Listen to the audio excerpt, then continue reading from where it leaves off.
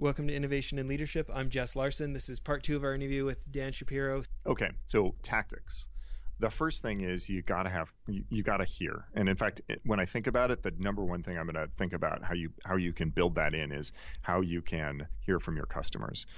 One of the first things we did, and in fact, part of the reason we launched our crowdfunding campaign on our own site instead of Kickstarter is because we wanted a relationship with our customers.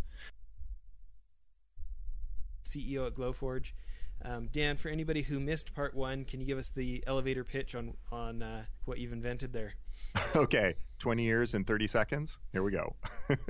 I worked at a bunch of software companies, started a company called Ontella, which turned into PhotoBucket, which specialized in images online and mobile and such. Started a company called SparkBuy, which I sold to Google after 6 months. Worked at Google for a while, wrote a book called Hot Seat, the Startup CEO Guidebook, made the most backed board game in Kickstarter history called Robot Turtles that teaches programming to preschoolers. And then finally, founded my company, Glowforge, which I'm running today, which created a 3D laser printer that lets anyone print and design and create amazing things like furniture, like shoulder bags, wallets, artwork, and can print on anything from wood to leather to plastic to cardboard to fabric to even chocolate, which you can see in action at glowforge.com. That is impressive. I am really impressed with that. Succinct, moving from point to point. That's a great elevator pitch. So, you've had such varied experiences and obvious successes. I'd be interested to hear who you look up to, especially thinking about innovation and leadership, whether that's a leader that you had that you feel like had a big impact on you or just in general. I'm going to give you 2 names, and one represents somebody who I aspire to be, and one represents somebody who I'll never be. And I think of them as role models and mentors for different reasons. The one who I aspire to be is my friend Glenn Kelman, who's the CEO of Redfin.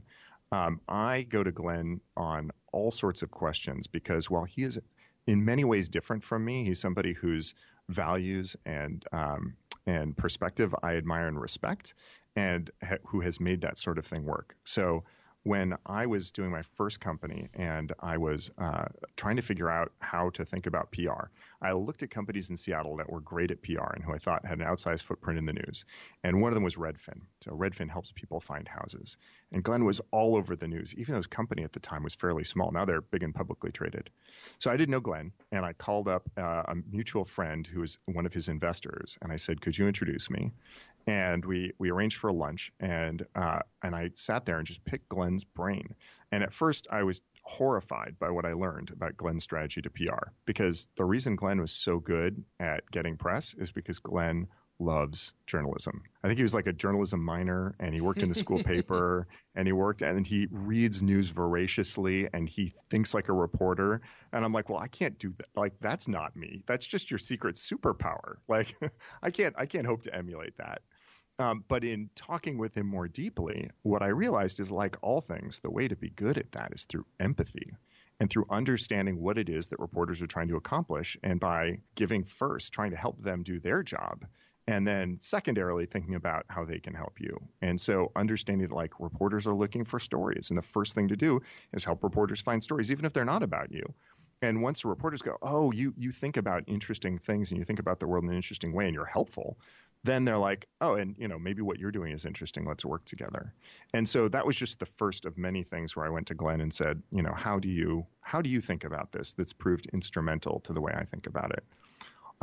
It always is remarkable to me to see somebody who's done so much in challenging circumstances. Redfin was just battling this tremendous uphill current of the realtors and so on, and seeing him fight his way through that doggedly. And, Glenn's somebody who writes publicly about some of the strain and stress and some of the fears that he has. So he's very open about it. That's something that I aspire to, that level of competence, of centeredness, thoughtfulness, and skill. On the other side, the person who I know I'm not, but admire all the more for it, is our lead investor, Brad Feld of Foundry Group. Now, to give you a sense of my idol worshiping of Brad, in 2004, when I first started to think about maybe starting a company, there were just like 3 or 4 VCs blogging. I want to say it was Brad, David Hornick, and Fred Wilson, and that was just about it. And by the way, I think all three of them are still going strong. But at the time, nobody was writing about like startups and venture capital and how this stuff worked. So I read Brad religiously, and I pitched him every single thing I did. I pitched him on Tella, he passed. I pitched him SparkBuy. He handed me over to his partner, Jason, who passed. I didn't pitch him Robot Turtles because that wasn't really a venture deal.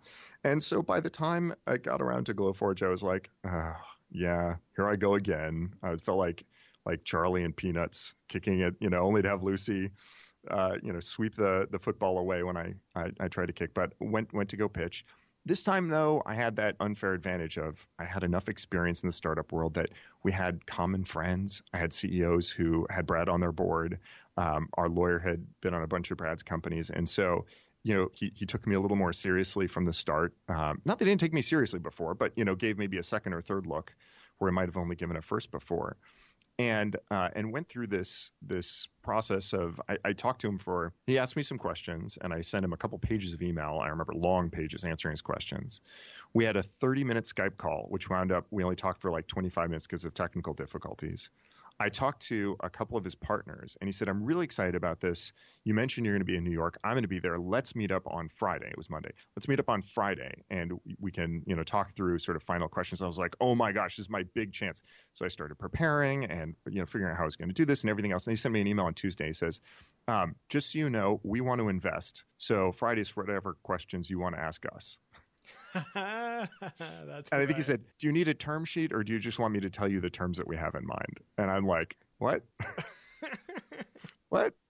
Knocked me over with a feather. For those of you who don't know, Brad is arguably one of the most successful investors generally, and specifically in hardware in the world. He has a fantastic track record, tons of major successes, widely regarded and respected. And this is a guy who's making a decision after literally talking to me for less than half an hour. And I'm thinking like, I could never make a decision like that based on the information available without it basically being flipping a coin. And the more I've gotten to know Brad, the more I have been impressed at his degree of complete and total faith when it's appropriate and, deep and thoughtful skepticism when it's not. And, people, I've gotten the advice more often than I can count. Dan, just trust your gut. Like, trust your gut on hiring this person. Trust your gut on which way to go. My gut sucks. There's a couple things my gut is good at. I'm like product design. I have a pretty good instinct for what people are going to like. But when it comes to things like, is somebody going to be effective at a job? Is this person going to succeed at what they try to do? I am just terrible. Whenever Brad announces a new investment, I think to myself, number one, I'm pretty sure that I would never do that. Number two, that's why I'm not Brad. Because he is right so often in the number of successes he's had where I would have predicted failure. There's something about, there's a level of insight, of faith in humanity, of perspective. I don't know what it is. And he's one of the people I admire and respect most because it's something I would love to learn while at the same time knowing I'll never get there. So I have, two mentors, two idols. One is the person who I aspire to be and was the person who I know I'll never be, but I've got a lot to learn from both of them. Yeah. So I want to follow up on a comment that you made when you were going through about the CEO of Redfin, and you talked about humility, almost like humility as a competitive advantage. Is that fair? Oh, hell yes. Humility is a tremendous competitive advantage. It's something that I've seen in him and I've attempted to echo in my own actions. So for those of us who want to set a better example for our team, we're trying to grow a high performance team. We're trying to get our teams to work together so we can have enterprise excellence instead of just little pockets of goodness, right? Any advice for those of us who want to intentionally work on our own humility? I mean, this is a growth area for me, so I don't know if I'm qualified to give advice, but I can tell you about how I'm personally trying to grow. One of the things that we went through at Glowforge as a very sort of deliberate decision was when we did our crowdfunding campaign. We had some data that we collected from surveys, but we're being a little secretive, so there was only so much we could do. For the most part, the crowdfunding campaign was an exercise in saying we are going to design a product, we're going to figure out a communication strategy, and then 30 days we'll find out if we're right or not. And there is approximately zero room for A/B testing, surveying, research, etc. So it was what I think of as high conviction, low humility exercise.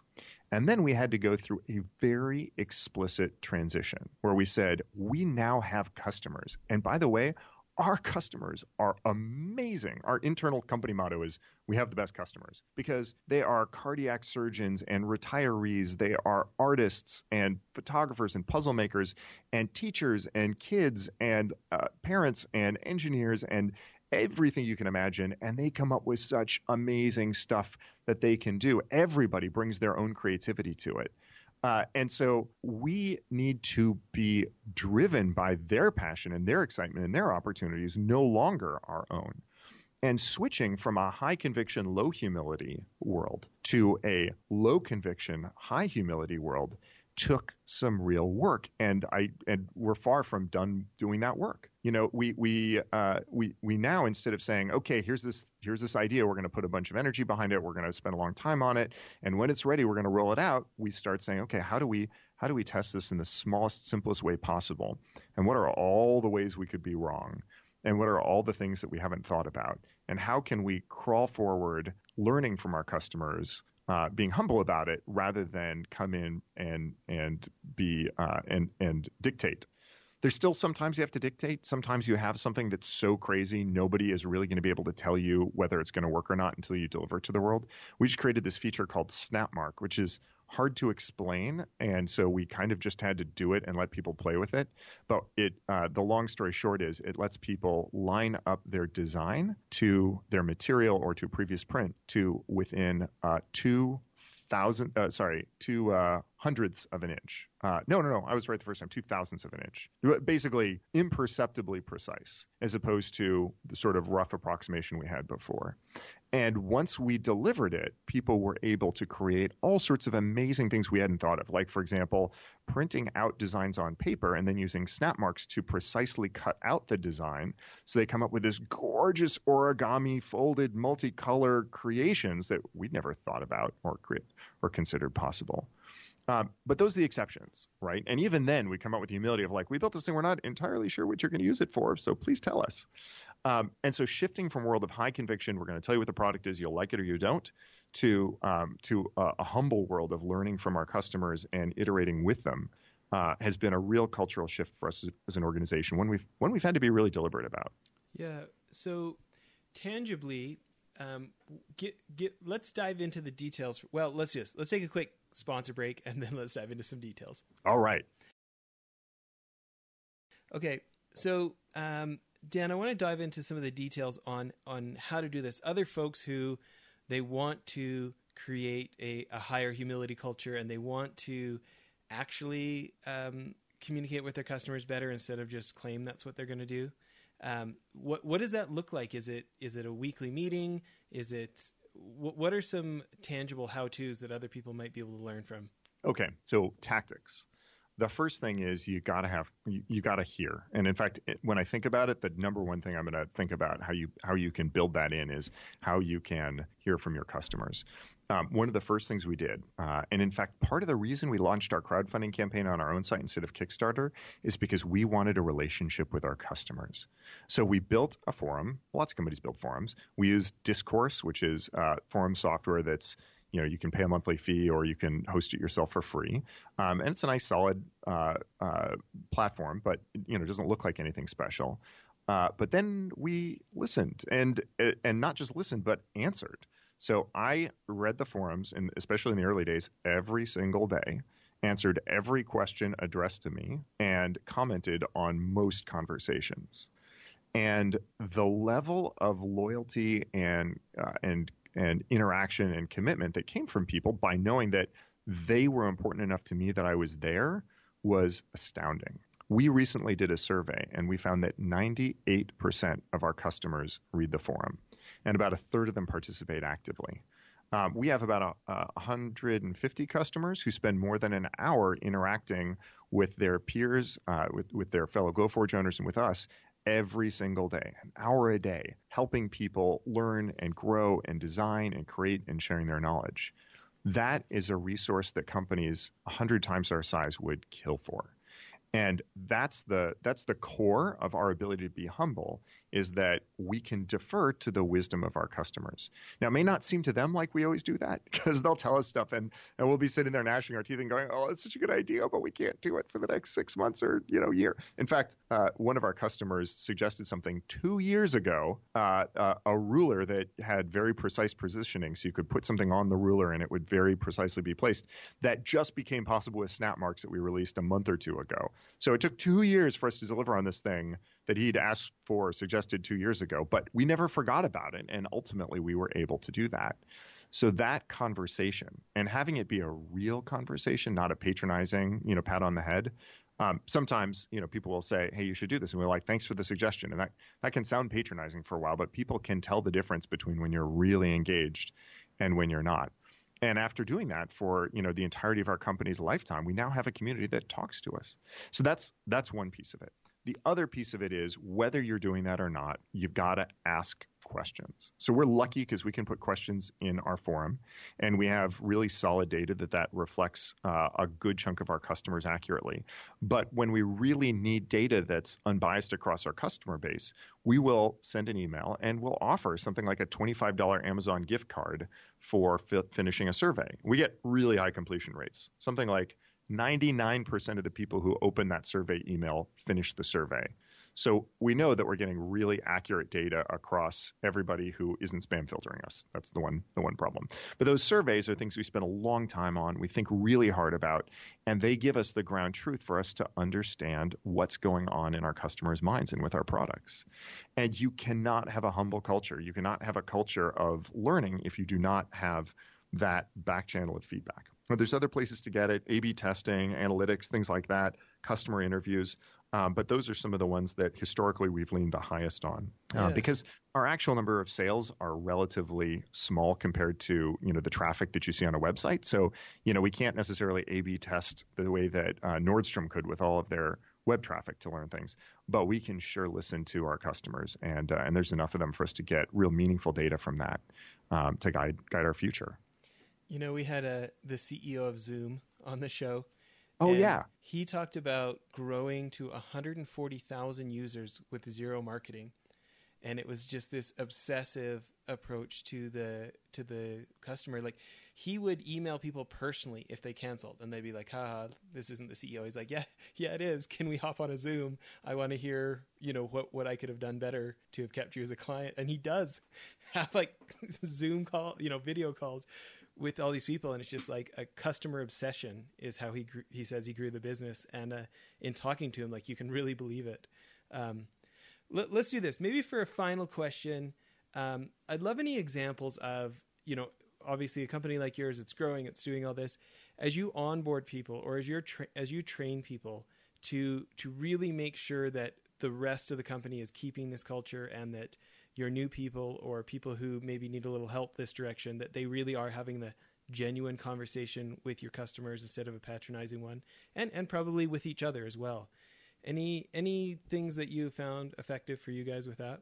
So there's one key tool that we've used to try and guide the company culture. Internally, we call them one-pagers, which is like, the first big lie, because mostly they're like 2 to 10 pages. But the initial, I jokingly say the first big lie, but what I actually mean is one-pagers are a short, or as short as we can make it, document that captures what we aspire to be. It's not always what we are. So I'll give you an example of some one-pagers. There's a one-pager on decision-making. And it says that what we strive to do is, when it's time to make a decision, we appoint an owner.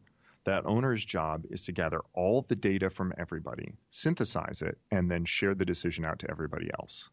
Now, we, as much as anyone, like to do things by consensus, and often find ourselves trying to make decisions by consensus, which is the opposite of that approach, right? That's like everybody trying to agree together.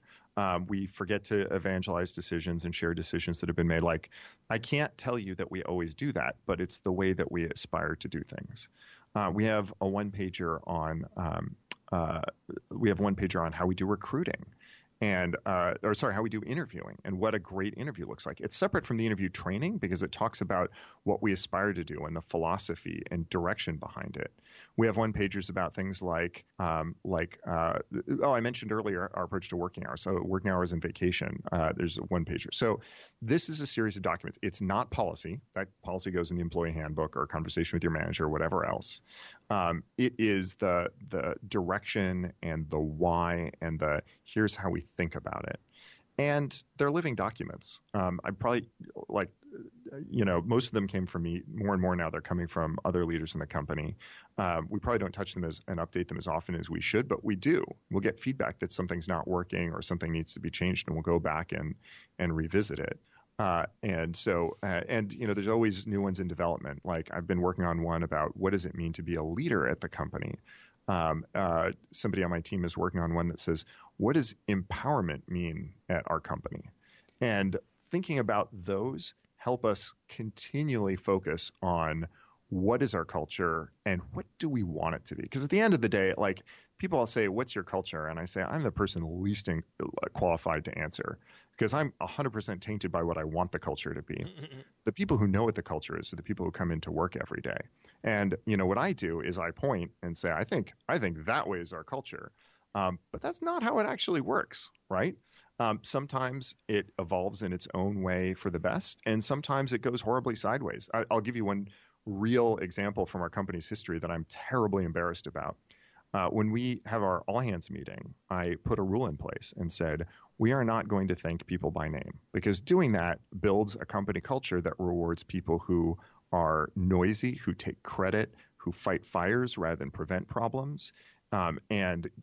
Turns the meeting into a recitation of names, leaves people who get omitted feeling bad, and managers who are comfortable thanking people wind up giving more airtime to their teams than people who don't. It's just a bad way to recognize and reward people. Sounded good. In practice, the emergent culture was we don't thank people at Glowforge. We just don't say thank you. Which is terrible. Unintended consequences. Huh? Yeah. And it was, we've been around as a company for like 3 years before this kind of got like shoved in my face by a number of people like, Dan, we're a company that doesn't say thank you. And it's I won't say it's the easiest thing in the world to fix, but it was like, we could immediately take steps to repair that. We opened up a channel in Slack for thank you. We added a section to our all hands where not the leaders and the execs, but anybody can raise their hand and say thank you to anybody else, which was immediately hailed as the best part of the all hands meeting. And so anybody put their hand up, take 30 seconds, thank somebody for something. Folks tend to applaud because it's usually awesome and then go on to the next one. And yeah, you asked me what the culture would have been. You asked me what the culture was, a year ago, and I would have been like, we're a culture that thanks people, individually and is grateful and has gratitude, but doesn't showboat people. No, I was just totally wrong. We had this dysfunctional piece of our culture around not saying thank you, and I was the last person to figure it out. I love that story. Well, where are the best places for people to connect with you? Social, coming to the website? Yeah, I love to chat on Twitter, so I'm Dan Shapiro on Twitter. And then I am so proud of what we built at Glowforge. So I'd encourage everybody to go look at Glowforge and imagine what your world would be like if you had one of those on your desktop and how that would transform your family, transform your business, transform the way your kids think about buying versus building, because owning a Glowforge has changed my life, and I want to change everybody else's life in the same wonderful way. But Dan, how are we going to get you to get passionate about your product? Maybe we could have some offline coaching. I could help you. Yeah, I'm pretty ambivalent about it. There was an old ad that said, "I'm not just the president of the hair club for men. I'm also a client." And this guy with a rich, luxurious head of hair, and that's me, but for lasers. I love it.